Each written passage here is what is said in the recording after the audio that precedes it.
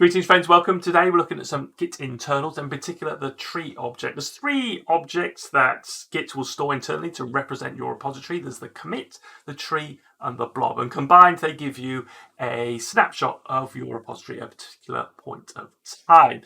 Let's jump in and have a look more in the details of the tree object. I did one on Blob the other day, put a link to that here, but we'll go over that a little bit as well in this video. Before we do though, if you find yourself enjoying the video, feel free to click that subscribe below and you'll get updates for future videos. All right, so commit tree blob. We want to look at the tree. The tree, I would say, represents a folder. It contains all the files that are in that folder, and also points to subfolders as well, basically to other trees. Okay, so I can't do this from first principles. We'll keep it, so it keeps it nice and clean. So rather than doing a git init, we'll just create our git folder ourselves. We'll go in there and create the bare minimum that we need for Git to work. So we're going to create an objects folder. That is where the commits, the trees, and the blobs all get stored. So we definitely need one of those.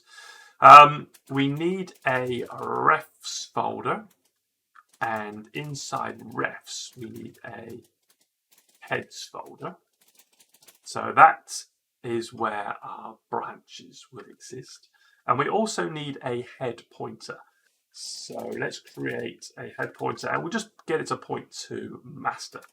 So we can say the ref for heads is going to be refs heads. So we're going to reference that folder we just created, and then we will create a file in there called master that would point to a later commit. We might not necessarily actually even create that, but it just needs to be there for us to work. So what have we got? We've got an objects folder, a refs folder. I didn't do my echo correct.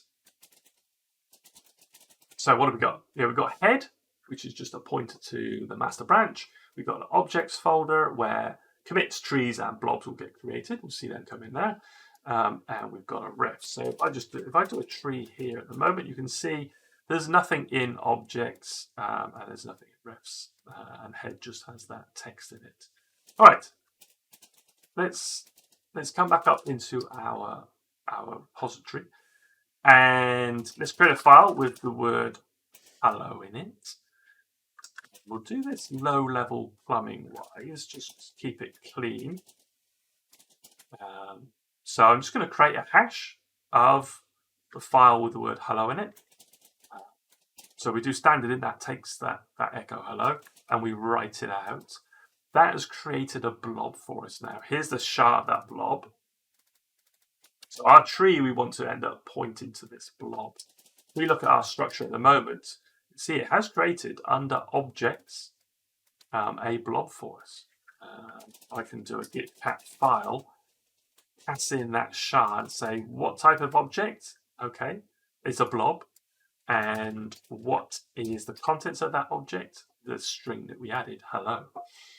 Now, in order to create a tree object, we need this blob to be actually in the index. At the moment, it's just a file, just created using that hash objects call a file there. It's not in the index. We'll see an index file appear here when we do. So let's do that. Let's do git update index, and we're going to add our file in. We need to say the file permissions, like that, and we need to give it the blob. So we're going to add that blob in. We're going to say, by the way, it's file1.txt, and add it to the index. Okay. Have a look in the tree now. You can see we have got this new file index here, and we can pretty print the content of that index with git ls files. And so we can see file1.txt is known to Git now. It's in that index file.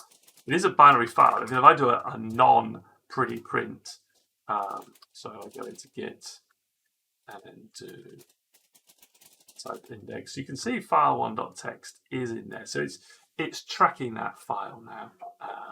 And with that in place, we can create the tree object. We can literally go git write tree,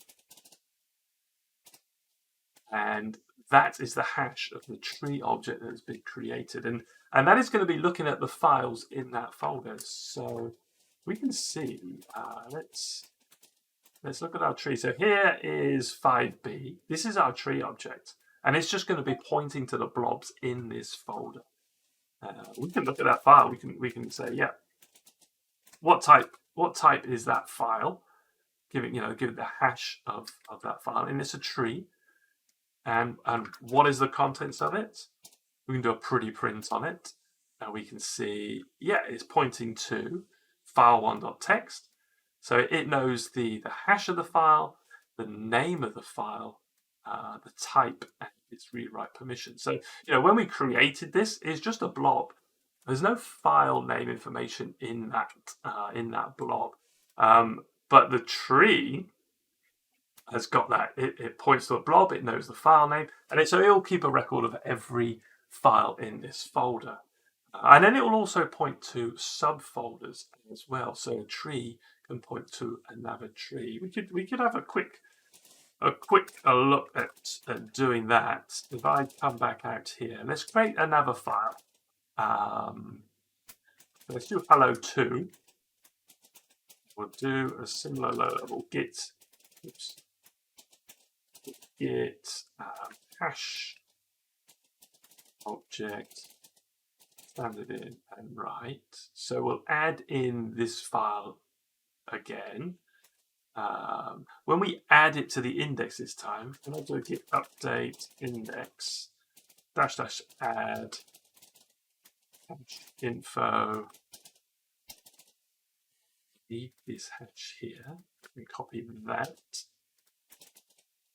And then what we'll do is we'll put it into a subfolder, and we'll call it file2.txt. So if I do git ls files now, we can see file1 that we had before, and then in subfolder we've got file2.txt. Still not on our file system. It's fine. It's in Git. If we did a git reset to head, it would actually pull that back out for us. Right. Let's look at our folder structure again. And so there's our original tree.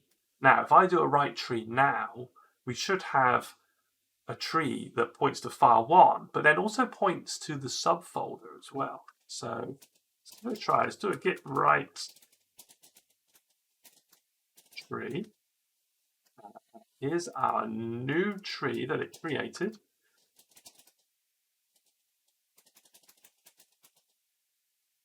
We look at that one. So let's do a git cat-file. And the type of that one is a tree. And if we do a pretty print, we can see that this tree points to our file, but then it also points to another tree. And that tree is this subfolder here. So if we look at then that subfolder one, Git Cat-file, and this SHA that is being pointed to here, and we pretty print that, then that tree points to file 2. So you can see this structure getting built up with one of these tree objects in every folder.